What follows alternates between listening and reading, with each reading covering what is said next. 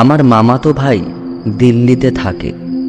সে আমাকে প্রায়শই ওর বাড়িতে যাবার জন্য আমন্ত্রণ জানাতো। পড়াশোনা চলাকালীন আমরা একসাথেই দিল্লি ইউনিভার্সিটি থেকে অনার্স পাশ করি। কলেজে মামাতো ভাই আর আমার ডিপার্টমেন্ট আলাদা হলেও আমাদের দুজনকার বন্ধুত্ব খুব ভালো ছিল। ভাগ্যক্রমে এখন চাকরির সুবাদে আমরা দুজনেই দিল্লিতে থাকি। তবে দিল্লিতে ওর বাড়ি থেকে আমার বাড়ির দূরত্ব অনেকটাই। মামাতো ভাই চাকরি পাবার পর বিয়ে করেছে, তবে আমি এখনো বিয়ে করিনি। আমি এখনো পুরোপুরি সিঙ্গেল।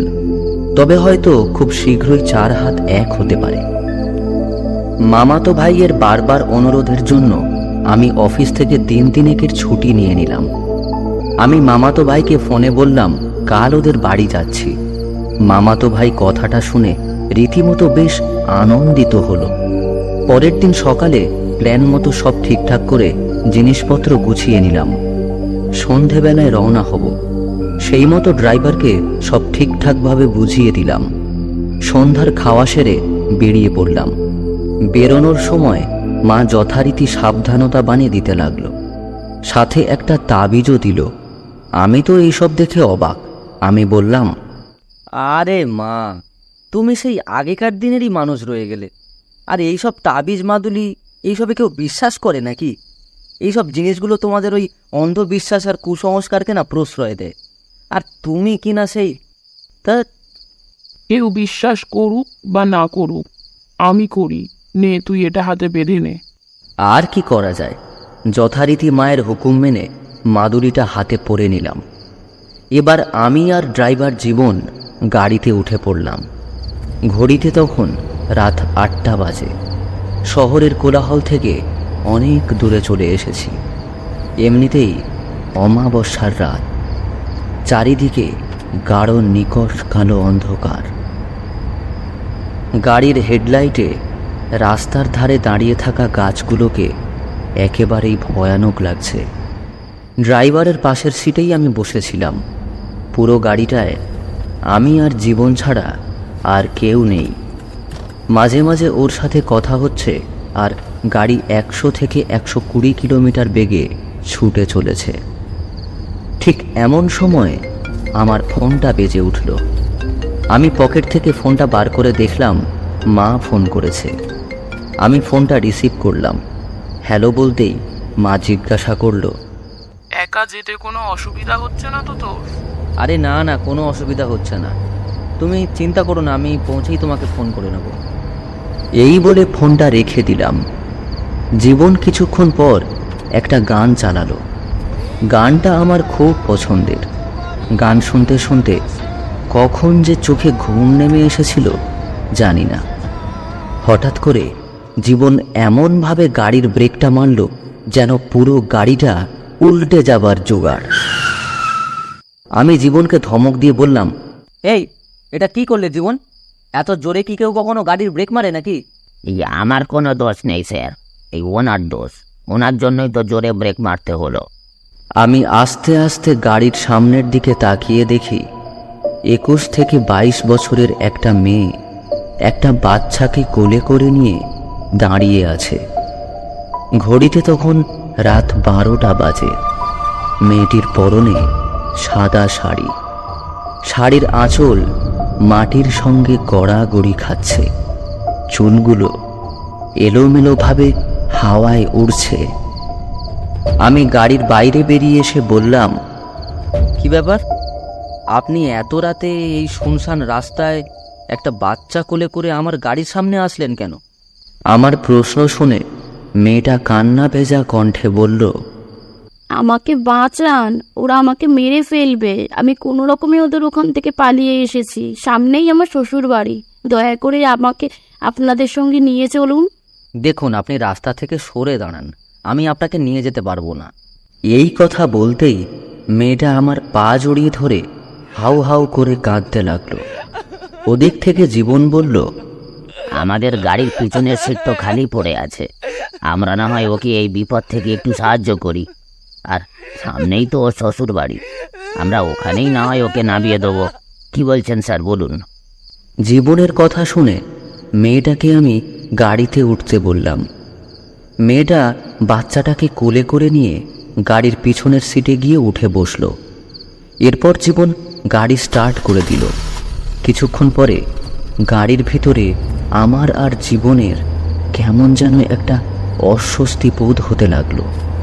একটা চাপা কটু ও বিশ্রী আঁশটে গন্ধে গাড়ির ভেতরটা যেন ম ম করছে। আমরা আর থাকতে পারলাম না, সঙ্গে সঙ্গে গাড়ির জানালাগুলো খুলে দিলাম। জীবন গাড়িটাকে রাস্তার ধারে দাঁড় করালো।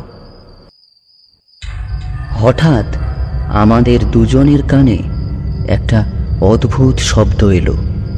মনে হচ্ছে কেউ যেন কিছু একটা ছিঁড়ে ছিঁড়ে খাচ্ছে। আমরা ভালো করে শব্দটা শোনার চেষ্টা করলাম। শব্দটা আসছে গাড়ির পিছনের সিট থেকে। আমি আর জীবন একটু ভয়ে ভয়ে গাড়ির পিছনের সিটের দিকে তাকালাম। তারপর আমরা যা দেখলাম তাতে আমাদের পায়ের নিচের মাটি সরে গেল। আমরা আমাদের নিজেদের চোখকে বিশ্বাসই করতে পারছিলাম না।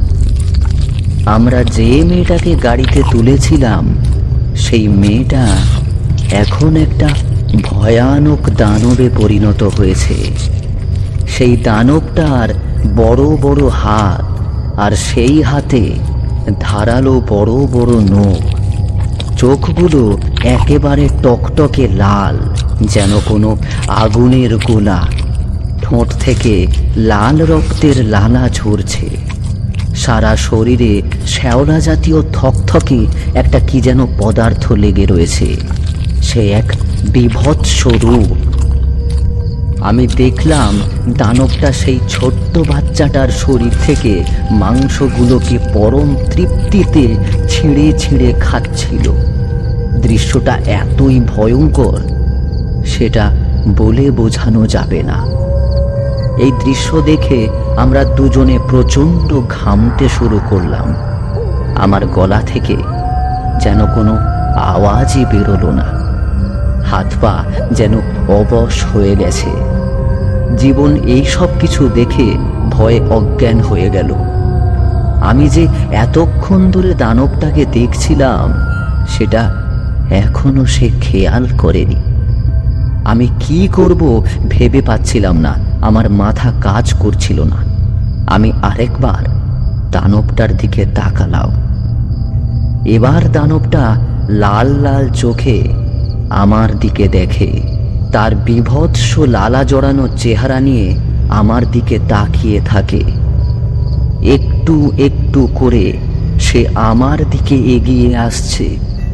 তখন তার ঠোঁটে একটা পৈশাচিক হাসি বিরাজ করছে। যখন দানবটা আমার অনেক কাছে চলে আসলো, তখন আমি দুই হাত দিয়ে আমার মুখ ঢাকলাম। আর ঠিক তখনই মায়ের দেওয়া সেই তাবিজটা থেকে একটা তীব্র নীল আলো চারিদিকে ছড়িয়ে পড়ল। নীল আলোর প্রভাবে সেই দানবটা আমার থেকে অনেকটা দূরে সরে গেল। তারপর যা ঘটল তা অতি ভয়ঙ্কর। নীল আলোর প্রভাবে দানবের সারা শরীর থেকে মাংসগুলো ঝরে পড়তে শুরু করলো। দানবটা একটা প্রচণ্ড হাড় হিম করা চিৎকার করে উঠল, যেন কোনো অদৃশ্য শক্তি দানবটার শরীরটাকে কেটে টুকরো টুকরো করে ফেলতে চায়। এবার দানবটা আরও একটা ভয়ঙ্কর চিৎকার করে উঠল। আমি দেখলাম দানবটার শরীরটা মাঝখান থেকে দুভাগে বিভক্ত হয়ে যাচ্ছে। সে এক ভয়ঙ্কর হাড় হিম করা দৃশ্য, যা আমি কোনো দিন ভুলব না। এরপর দানবের সারা শরীরটা আগুনে পুড়ে ধুলোর মতো বাতাসে মিশে গেল।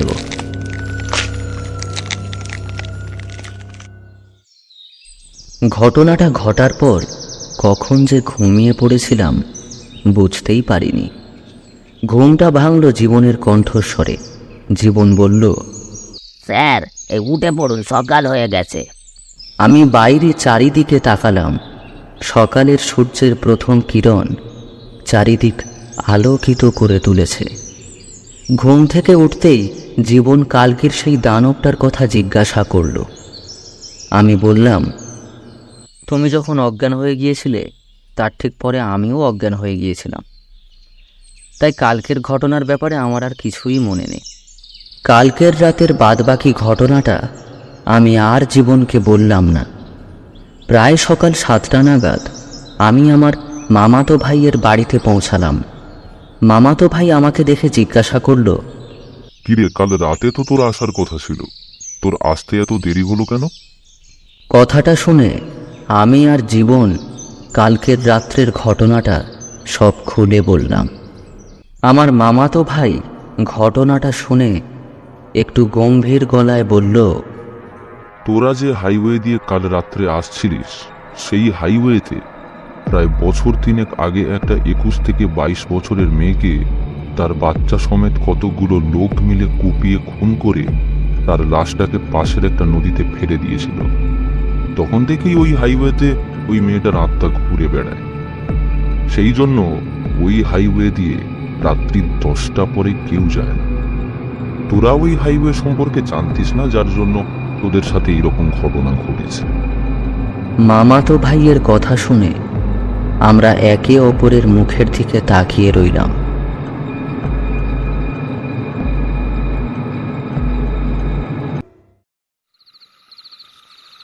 চাকরি সূত্রে যে এই রকম একটা জায়গায় থাকতে হবে এটা আমি তা স্বপ্নেও ভাবিনি। ছোট থেকে কলকাতায় বড় হয়ে ওঠা, স্কুল কলেজ ইউনিভার্সিটি সবই কলকাতায়, কিন্তু শেষে চাকরি পেল কিনা ওই গ্রামে। কিন্তু কিছুই করার নেই, কলকাতা থেকে যে রোজ যাতায়াত করবে সেই উপায়ও নেই। অগত্যা এটাই মেনে নিতে হবে। জয়েন করবার 2 দিন আগেই তাই নিজের প্রয়োজনীয় জিনিসপত্র নিয়ে একটা ছোট বাড়িতে শিফট করলো। স্কুল থেকে বাড়িটার দূরত্ব 1 কিলোমিটারের মতো। এইটুকু দূরত্ব এমন কিছু না, হেঁটেই যাতায়াত করা যাবে। যাই হোক, জায়গাটা একটু বেশি নিরিবিলি, চারিদিকে গাছপালায় ভরা। কলকাতায় বড় হয়ে ওঠা মিতার তাই একটু গা ছমছমে অনুভূতি হচ্ছিল, কিন্তু কিছুই করার নেই। সরকারি চাকরি তার ছোটবেলার স্বপ্ন।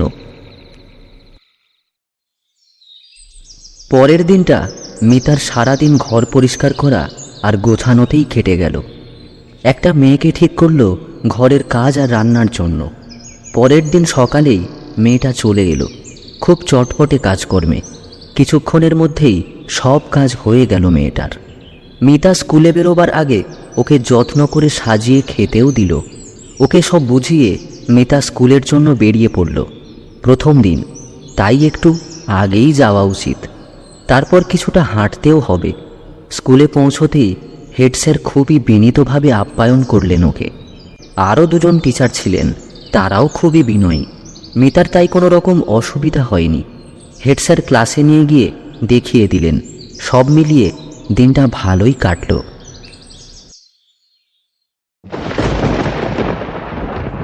স্কুল ছুটির পর রাস্তায় আসতে মিতা ভাবছিল সবার আগে বাড়িতে গিয়ে মাকে একটা ফোন করতে হবে, কারণ মা খুবই চিন্তায় আছে। আর বাবা মুখে কিছু না বললেও সমান চিন্তা করে। আকাশটাও কদিন ধরে একটু মেঘলা মেঘলা করছে, মনে হয় বৃষ্টি হবে। একটু ঝোড়ো হাওয়াও চলছে। এমনিতেও এই সময়টায় মাঝে মাঝে বৃষ্টি হয়। জুন মাসের মাঝামাঝি তো বর্ষাও নেমে যাবে। ঝড় উঠেছে বলে একটু জোরেই পা চালিয়ে হাঁটতে শুরু করলো মিতা। কিছুক্ষণের মধ্যেই ঘরে চলে এলো। কাজের মেয়েটা সঙ্গে সঙ্গে চা আর জল খাবার দিয়ে গেল। মিতার খুব ভালো লাগলো ওর ওই আন্তরিকতা। তারপর রাতের খাবার বানিয়ে রেখে মেয়েটা চলে গেল। পরদিন সকাল থেকেই বৃষ্টি শুরু হয়েছে। এক নাগাড়ে পড়ে চলেছে আর তার সাথে হাওয়াও চলছে।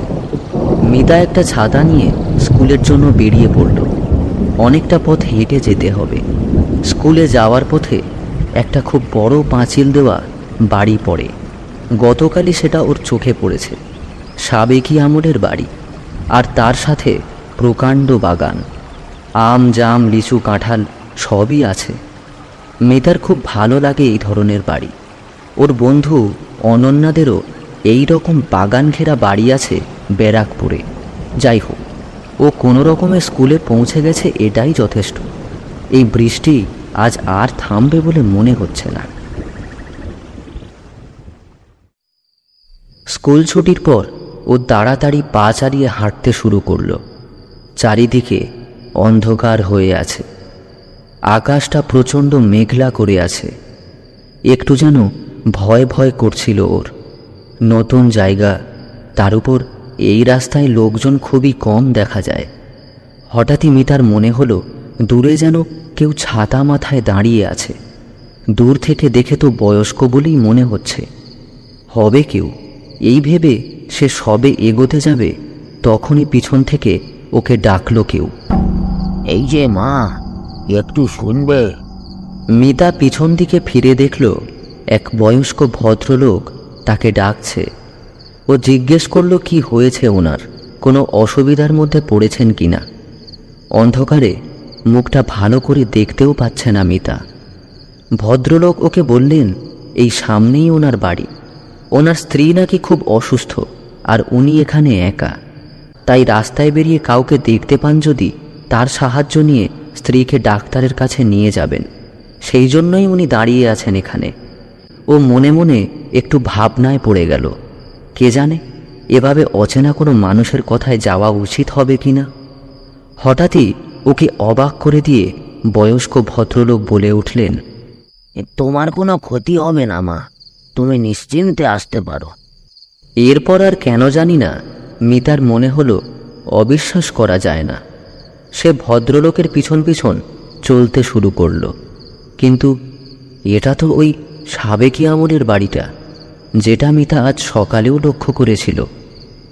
ভদ্রলোক বিশাল গেট খুলে ভেতরে ঢুকলেন।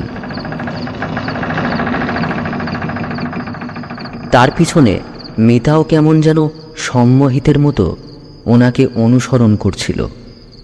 বাগান পেরিয়ে ঘরের মুখ্য দরজার সামনে এসে দাঁড়ালো ওরা। ঘরের দরজা হালকা ঠেলতেই খুলে গেল।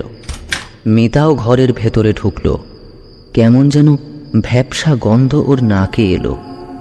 অনেক দিন ব্যবহার না করা হলে যেরকম মনে হয়। ভদ্রলোক সামনে সিঁড়ি দিয়ে উপরে উঠতে লাগলেন। মিতাও উঠতে লাগলো ওনার পিছনে। সিঁড়ি দিয়ে উঠে সামনেই একটা ঘরের ভেতরে ঢুকলো ওরা। পুরানো দিনের বিশাল খাট পাতা আছে ঘরের ভেতর। মিতা দেখল খাটে এক শীর্ণকায়া বয়স্কা মহিলা শুয়ে আছেন। এই ঘরে ঢুকেও মিতার নাকে সেই একই রকম ভ্যাপসা গন্ধ এলো। ও এগিয়ে এসে ভদ্রমহিলাকে কি হয়েছে জিজ্ঞেস করতে ভদ্রমহিলা ওর থেকে একটু জল খেতে চাইলেন। মিতা পিছন দিকে ফিরে ভদ্রলোককে জিজ্ঞেস করতে যাচ্ছিল যে জল কোথায় রাখা আছে, কিন্তু এ কি, ঘরের মধ্যে তো নেই ভদ্রলোক। তখন সে ভদ্রমহিলাকে সবে বলতে যাবে যে জল এনে দিচ্ছে সে নিচের তলা থেকে, কিন্তু সামনে খাটের উপর কেউ নেই। মিতার হঠাৎ ঘরের ভেতরে নজর পড়ে। পুরো ঘর অন্ধকার ঘুটঘুটে, কোথাও কেউ নেই। চারিদিকে মাকড়সার চাল। যখন ওর জ্ঞান এলো তখন দেখল নিজের ঘরে শুয়ে আছে ও। কাজের মেয়েটি ওর কাছেই বসে আছে। আরও অনেকেই আছে ঘরের ভেতর। ও তো কাউকে চেনে না, কিন্তু সবাই ওর থেকে এটাই জানতে চাইছে যে ও ওই পোড়ো বাড়িতে কেন ঢুকেছিল। ও জিজ্ঞেস করাতে সবাই যা বলল তাতে মিতা হতবাক।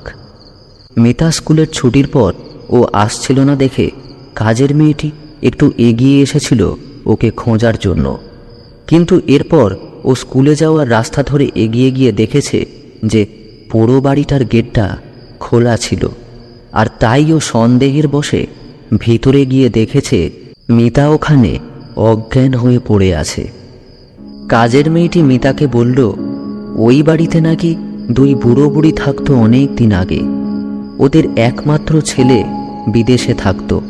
প্রথম প্রথম খোঁজ খবর নিলেও বিয়ের পর নাকি আর খবর নিত না। বুড়ি অসুস্থই থাকতো বেশিরভাগ সময়। এক বৃষ্টির রাতে বুড়ি খুব অসুস্থ হয়ে পড়লে বুড়ো নাকি ডাক্তারের কাছে যেতে গিয়ে অ্যাক্সিডেন্টে মারা যান, আর তারপর বুড়িও ওই ঘরের ভেতরেই মারা গেছিল। অনেকদিন পর ঘর থেকে পচা গন্ধ পেয়ে সবাই গিয়ে দেখেছে বুড়ি আর নেই। ওদের ছেলেকে খবর দেওয়া সত্ত্বেও সে আসেনি ওদের শ্রাদ্ধ শান্তি করবার জন্য। গ্রামের লোকও আর এ ব্যাপারে কিছু করেননি। তাই এবার মিতা বুঝতে পারল আসল ঘটনা, ওদের আত্মার শান্তি হয়নি। আর এটাই ওরা মিতাকে বোঝাতে চেয়েছেন। স্কুলে দুদিন ছুটি নিয়ে মিতা সবার আগে ওনাদের আত্মার শান্তির জন্য পূজার আয়োজন করল। তবে মিতা এটা আজও বুঝতে পারেনি ওনারা কেন ওকেই এটা জানাতে চেয়েছিল।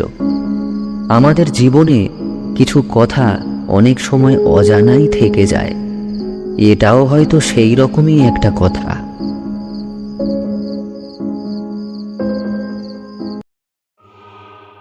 কেউ আপনার নাম ধরে ডাকলে যাবেন না বাবু, জায়গাটা ভালো না। কেউ আপনার নাম ধরে ডাকলে আপনি অপেক্ষা করবেন।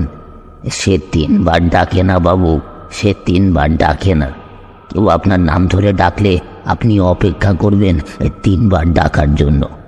সে 3 বার ডাকে না, সে কখনোই 3 বার ডাকে না বাবু।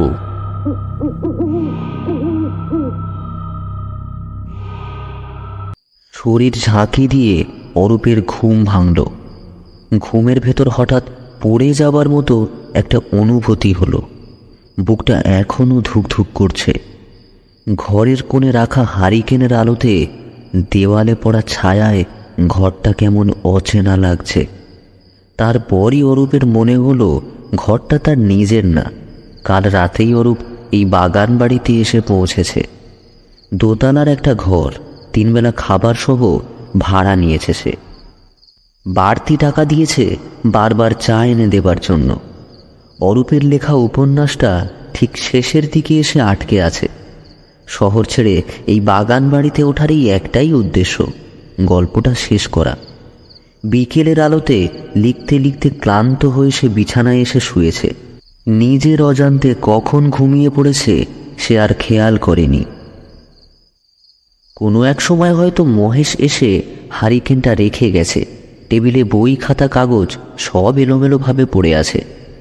ঘরের বাতাস প্রচণ্ড ভারী, অস্বস্তিকর গরম। অরূপ একটা হাত বাড়িয়ে জানালার পাল্লাটা খুলে দিল, আর অন্য হাতে খাতার উপর থেকে চশমাটা নিয়ে চোখে দিল। মাথা তুলে তাকাতেই দেখল বাগানে একটা মেয়ে ধীর পায়ে হাঁটছে। অরূপ একটু অবাক হলো। রাত কটা বাজে অরূপের কোনো ধারণা নেই। বাগান বাড়িতে পৌঁছানোর পরই তার পকেট ঘড়িটা থেমে গেছে। এই গ্রাম এলাকায় ঘড়ি সারানোর কোনো ব্যবস্থা নেই, এটা সে বিকেলেই মহেশের থেকে জেনেছে। মেয়েটা অন্যমনস্কভাবে একা হেঁটেই চলেছে। বাগানে কোনো আলো নেই। বারান্দায় ঝুলানো কিছু হারিকেনের আলো পুরোপুরি বাগানে পৌঁছায় না। অরূপ দেখে ধারণা করল মেয়েটার পরনের শাড়িটা হালকা নীল রঙের, ভালো মানের শাড়ি। সম্ভবত সেও বাগানবাড়িতে পরিবারের সাথে ছুটি কাটাতে এসেছে। খোলা জানালা দিয়ে হঠাৎ করে বাতাস এসে টেবিলে রাখা কাগজগুলো উড়িয়ে দিল। অরূপ মেঝেতে ছড়িয়ে পড়া কাগজগুলো এক এক করে কুড়িয়ে নিল। কাগজগুলো টেবিলে গুছিয়ে রাখতে রাখতে খেয়াল করল মেয়েটা আর নেই। রাত হয়তো অনেক হয়েছে, কেননা মহেশ বা অন্য কারোর কোনো সাড়া শব্দ পাওয়া যাচ্ছে না। আর সে হয়তো তার নিজের ঘরে চলে গেছে। ভোর সকালে দরজার কড়া নাড়ার আওয়াজে অরূপের ঘুম ভাঙল। চেয়ারে রাখা পাঞ্জাবিটা গায়ে পড়তে পড়তে সে দরজা খুলল। দরজায় মহেশ দাঁড়িয়ে। হ্যাঁ মহেশ, বলো। বাবু, কাল রাতেও তো কিছু খাননি, নাস্তা করবেন না? খাবো। নিচের ঘরে নাস্তা দেওয়া আছে বাবু। হ্যাঁ, তুমি যাও, আমি আসছি। মহেশ যেতে যাবে এমন সময় অরূপ পিছন থেকে বলল, আচ্ছা মহেশ, অন্য কামরায় যারা থাকছে তারা কোথা থেকে এসেছে? শহর থেকে? কোন কামরায় বাবু? আপনি ছাড়া তো আর কেউ নেই। আমি ছাড়া আর কেউ নেই? না, এই সময় এখানে কেউ আসে না। হুটহাট বৃষ্টি হয় না, জল জমে থাকে, ঝোপঝাড় থেকে সাপ কেঁচো কত কি আসে। এখানে আর মাসখানেক পরে লোক আসবে, তখন ঘুরে বেড়ানোর জন্য খুব সুন্দর জায়গা। আচ্ছা, আশেপাশে কারোর বাড়ি আছে? পাশের বাড়ি? সে তো অনেক দূর। কেন বাবু? না, তেমন কিছু না। রাতে একটা মেয়ে বাগানে হাঁটাহাঁটি করছিল, তাই জানতে চাইলাম। মহেশের চেহারাটা অন্ধকার হয়ে গেল। পরক্ষণেই সে বলল, আমি জানি না বাবু। বলতেই সে মেঝে থেকে হারিকেনটা তুলে তাড়াহুড়ো করে ঘর থেকে বেরিয়ে গেল। বৃদ্ধ মহেশ বলতে গেলে তার সারাটা জীবনই এই বাড়িতেই কাটিয়েছে। বাড়ির মালিকেরা গ্রাম ছেড়ে চলে গেছে বহু বছর আগে, রেখে গেছে শুধু মহেশকে দেখভাল করার জন্য। কামরা ভাড়া দেওয়া, ভাড়া তোলা, রান্না করা সব দায়িত্বই তার। অরূপের ধারণা ছিল সে হয়তো সবাইকেই চেনে, মেয়েটাকে দেখলে হয়তো তাই চিনবে। বয়সের কারণে হয়তো এখন মনে আসছে না। অরূপ তৈরি হয়ে লেখার খাতা কলম হাতে নিয়ে নাস্তা করার জন্য ঘর থেকে বেরিয়ে এলো।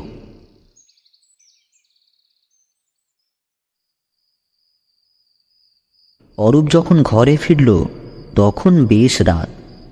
সারাদিন পুকুর ঘাটে, বারান্দায়, কখনো গাছের নিচে বসে সে লিখেছে। দরজার কাছে মহেশের রেখে যাওয়া জ্বালানো হারিকেন। ঘরে ঢুকে অরূপ হাতের কাগজপত্র আর হারিকেনটা টেবিলে রেখে চেয়ারে বসল। সামনে জানালাটা খোলা, যাবার সময় সে বন্ধ করতে ভুলে গিয়েছিল। ভাগ্যিস ঝড় বৃষ্টি হয়নি, নইলে বই খাতা সব জলে ভেসে যেত। একটা বই খুলে অরূপ অন্যমনস্কভাবে পাতা উল্টাচ্ছে। দুই একটা শব্দ চোখে পড়লেও সেদিকে তেমন মনোযোগ নেই তার। লেখাটা তার মন মতো হচ্ছে না। অরূপ চোখ তুলে তাকাতেই দেখল কাল রাতের মেয়েটা আবার এসেছে। এক মনে বাগানে সেই মেয়েটা হেঁটে চলেছে। অরূপ একটু মাথা বাড়িয়ে আশপাশটা দেখে নিল। আর কাউকে দেখা গেল না, মহেশকেও না। মেয়েটা মাথা তুলে তাকালো। অরূপ একটু অপ্রস্তুত হয়ে গেল। অরূপ যে তাকে দেখছে সেটা কি মেয়েটা লক্ষ্য করেছে? না, মেয়েটা বাড়িটাকে দেখল, তারপর ঘুরে পুকুর ঘাটের দিকে চলে গেল। অরূপ তাড়াতাড়ি ঘর থেকে বেরিয়ে পুকুর ঘাটের দিকে রওনা দিল। মেয়েটা ঘাটে বসে আছে, পাকা শান বাঁধানো ঘাট। সে পুকুরের জলের দিকে তাকিয়ে নিজের চিন্তায় মগ্ন। অরূপ এসে দাঁড়ানোর পরেও তার ধ্যান ভাঙল না। শুনছেন? মেয়েটা খুব আস্তে ধীরে ধীরে মাথা ঘুরিয়ে তাকালো। হঠাৎ অরূপের গলার আওয়াজে চমকালো না। অপরিচিত পুরুষকে এত রাতে তার সাথে ঘাটে দাঁড়িয়ে থাকতে দেখে ঘাবড়ালো না। অরূপ জিজ্ঞাসা করল, আপনি এখানে? মেয়েটা অল্প হাসল, কোনো জবাব দিল না। অরূপ নিজে থেকেই বলল, আমি এই বাড়িতেই আছি, ঘর ভাড়া নিয়ে থাকছি। আপনি কি এখানে আশেপাশে থাকেন? মেয়েটা একবার বাড়ির দিকে তাকালো, তারপর মাথা নেড়ে হ্যাঁ জানালো। আচ্ছা, মহেশকে চেনেন হয়তো, এই বাড়িরই লোক। ও বলল এর পরের বাড়ি অনেক দূরে। আপনি কি এখানে একা? মেয়েটা আবারও মাথা নেড়ে হ্যাঁ জানালো। এত দূর থেকে একা এসেছেন? আবারও সে হ্যাঁ সূচক মাথা নাড়ল। এত দূর থেকে এত রাতে আপনার ভয় লাগে না? এবার মেয়েটার চেহারা বদলে গেল। দেখে মনে হলো এখন সে ভয় পাচ্ছে।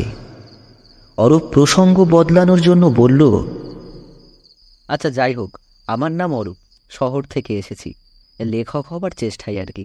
আপনার নামটা জানতে পারি? মেয়েটা অরূপের দিকে তাকালো, তারপর আস্তে করে বলল, নিশি। কি অদ্ভুত সুন্দর কণ্ঠ! মনে হলো ঝিরি ঝিরি বাতাসের সাথে ভেসে আসা সুন্দর একটা সুর। অরূপ লক্ষ্য করল মেয়েটা অসম্ভব রূপবতী। তাকে দেখে মনে হচ্ছে চেহারায় চাঁদের আলোর আভা, চেহারায় একটা দুঃখের ছাপও আছে, মায়া ভরা দুই চোখ। অরূপ মুগ্ধ হয়ে দেখছে। হালকা বাতাসে উড়ছে নিশির চুলগুলো, বাতাসের বেগ যেন বেড়েই চলেছে। নিশি উঠে দাঁড়িয়ে বলল, আমায় যেতে হবে। অরূপ কিছু বলবে, তাকে যেতে মানা করবে বা তাকে এগিয়ে দেবার জন্য যাবে, তার আগেই নিশি সিঁড়ি দিয়ে নেমে পুকুর ধার দিয়ে হেঁটে অন্ধকারে মিলিয়ে গেল।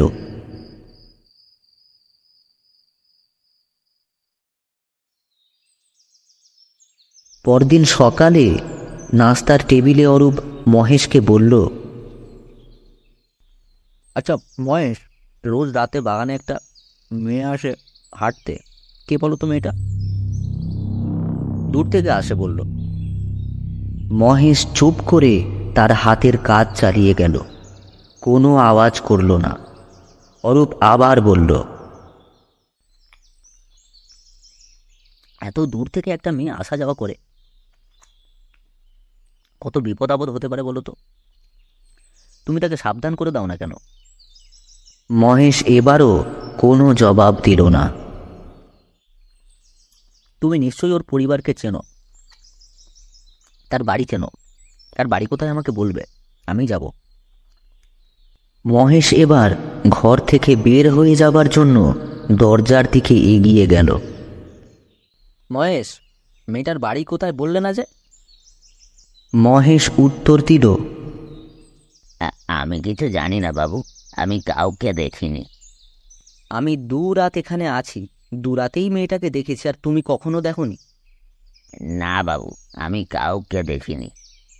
অরূপ আজ সারাদিন তার ঘরেই ছিল, লেখাটা শেষ করার চেষ্টা করছে। মহেশ দরজায় কড়া নেড়ে ঘরে ঢুকল। অরূপের সামনে এক কাপ চা রেখে চলে যাবার জন্য এগোলো। দরজায় গিয়ে মহেশ থামল। ওখান থেকেই বলল, বলছি বাবু, কেউ আপনাকে ডাকলে যাবেন না। অরূপ চোখ না তুলেই জিজ্ঞাসা করল, কি বলছো? কোথায় যাব না? মহেশ ঘুরে এক পা এগিয়ে একটু ব্যস্ততার সাথে বলল, কেউ আপনার নাম ধরে ডাকলে যাবেন না বাবু, জায়গাটা ভালো না। কেউ আপনার নাম ধরে ডাকলে আপনি অপেক্ষা করবেন। সে 3 বার ডাকে না বাবু, সে 3 বার ডাকে না। কেউ আপনার নাম ধরে ডাকলে আপনি অপেক্ষা করবেন 3 বার ডাকার জন্য। সে 3 বার ডাকে না, সে কখনোই 3 বার ডাকে না বাবু। নিজে নিজেই হড়বড় করে বলতে বলতে মহেশ ঘর থেকে বেরিয়ে গেল। অরূপ অবাক হয়ে দরজার দিকে তাকিয়ে রইল। মহেশের কথার কিছুই সে বুঝল না। মহেশের কথার খুব একটা গুরুত্বও সে দিল না। বয়স্ক লোক, নিরিবিলি জঙ্গলের মাঝখানে এত বড় একটা বাড়িতে একা থাকে। তার মাথার আর কথার কতটুকুই বা ঠিক আছে। মহেশের চিন্তা বাদ দিয়ে অরূপ চায়ের কাপে চুমুক দিল।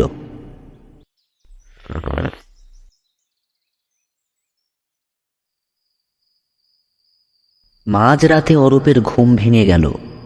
ঘরে হিমের মতো ঠান্ডা বাতাস বইছে। জানালাটা খোলা। উঠে জানালা বন্ধ করার ইচ্ছে হলো না অরূপের। ঘুমটা কেটে যাবে। সে চাদর টেনে পাশ ফিরে আবারও চোখ বন্ধ করল।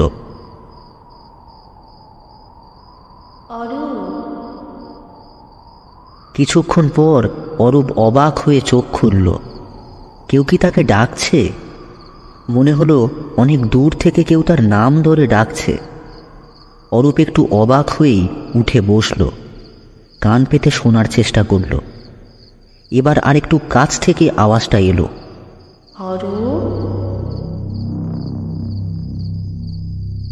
অরূপ তাড়াতাড়ি জানালার কাছে এসে দাঁড়ালো। দেখল নিশি বাগানে দাঁড়িয়ে। তার চেহারায় একটা হয়রানির ছাপ। অরূপকে জানালায় দাঁড়াতে দেখে নিশি হাতের ইশারা করে অরূপকে নিচে নামতে বলল। তার চেহারায় হাতের ইশারায় একরকম অস্থিরতা টের পেল অরূপ। তাড়াহুড়ো করে নিচে এসে নিশির সামনে এসে দাঁড়ালো সে। নিশি বলল, আমায় একটু সাহায্য করবে? অবশ্যই করব। কোনো ঝামেলা হয়েছে? কি হয়েছে বলুন। আমি ফিরে যেতে পারছি না, তুমি কি আমায় একটু পৌঁছে দেবে? এত রাতে আমি তো এলাকাটা ঠিকঠাক চিনিও না। আমি তো চিনি, তুমি শুধু আমার সাথে সাথে যাবে, আমি তোমাকে নিয়ে যাব। অরূপ ভাবল নিশি পথ চিনিয়ে তাকে নিয়ে যাবে, কিন্তু একা পথ চিনে সে ফিরবে কি করে? অরূপ বলল, আপনি না হয় আজকের রাতটা এখানে থাকুন, মহেশকে বলে আপনার জন্য একটা ঘর খুলে দিই, কাল সকালে আপনাকে পৌঁছে দেব। নিশি বাড়ির দিকে তাকিয়ে বলল, আমি এখানে থাকতে পারবো না। তারপর অরূপের দিকে তাকিয়ে বলল, আমায় এখনই যেতে হবে, বলো আমার সাথে যাবে? যাব, কিন্তু আমি ফিরব কি করে? এবার নিশি হাসল, অরূপের হাতটা ধরে বলল, তা নিয়ে তুমি ভাবতে হবে না। অরূপ অন্য এক ভুবনে হারিয়ে যাচ্ছে। এই অপরূপ সুন্দর মেয়েটি তার হাত ধরে দাঁড়িয়ে আছে। অরূপের মনে হলো সে সারাটা জীবন এই হাতটা ধরে কাটিয়ে দিতে পারবে। অরূপ বুঝতে পারছে সে নিজের অজান্তেই নিশিকে ভালোবেসে ফেলেছে। কখন সে নিজেও জানে না। হয়তো যখন নিশি তার হাতটা স্পর্শ করেছে, হয়তো যখন প্রথম তার সাথে কথা হয়েছে, হয়তো তখন যখন তার মায়া ভরা চোখ দুটো দেখেছে, হয়তো যখন ওকে বাগানে হাঁটতে দেখেছে। অরূপ জানে না, শুধু জানে সে তার গল্পের শেষটা পেয়ে গেছে, আর এখন থেকে তার জীবনের শুরু। অরূপ হেসে নিশির চোখের দিকে তাকিয়ে বলল, চলো যাই। আচ্ছা, আমি একটা হারিকেন নিয়ে আসি। লাগবে না।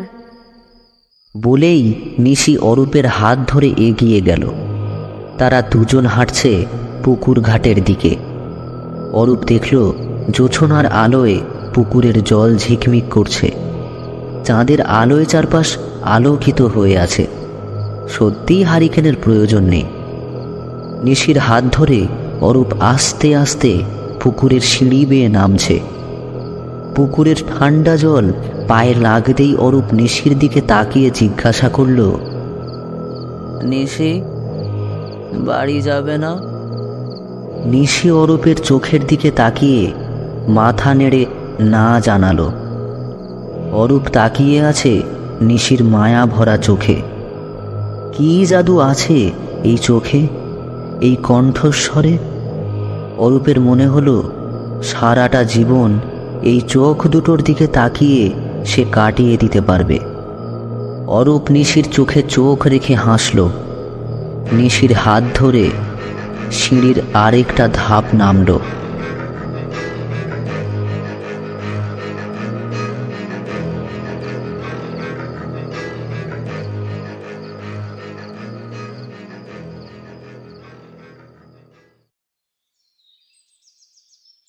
ভোরের আবছা আলোতে গামছা হাতে মহেশ পুকুর ঘাটে এসে দাঁড়ালো। বাড়িতে যখন মেহমান থাকে তখন সে কাক ডাকা ভোরে উঠে বাড়ির কাজ শুরু করে। অরূপবাবুর নাস্তা তৈরি করে তাকে বাজারে যেতে হবে। বাজার মেলা দূর, যাবার আগে অরূপবাবুর কিছু লাগবে কিনা জেনে যাবে। সিঁড়ি বেয়ে নেমে জল ছুঁতেই দেখল দূরে একটা কাপড় ভাসছে। তার বুঝতে সময় লাগলো না কি ঘটেছে। মহেশের কাছে এ কোনো নতুন ঘটনা না। এ ঘটনা সে আগেও কয়েকবার দেখেছে। গা ছেড়ে সিঁড়িতে বসে পড়ল মহেশ। চেয়ে রইল ভেসে থাকা মানুষটার দিকে। জলে উপুড় হয়ে ভেসে আছে অরূপবাবু। নিশির ডাকে সাড়া দিয়ে বাকিদের মতো সেও ডুবে গেল। মহেশ দীর্ঘশ্বাস ফেলে অরূপবাবুর দেহের দিকে তাকিয়ে বিড়বিড় করে বলল, গল্পটা যে আর শেষ হলো না বাবু।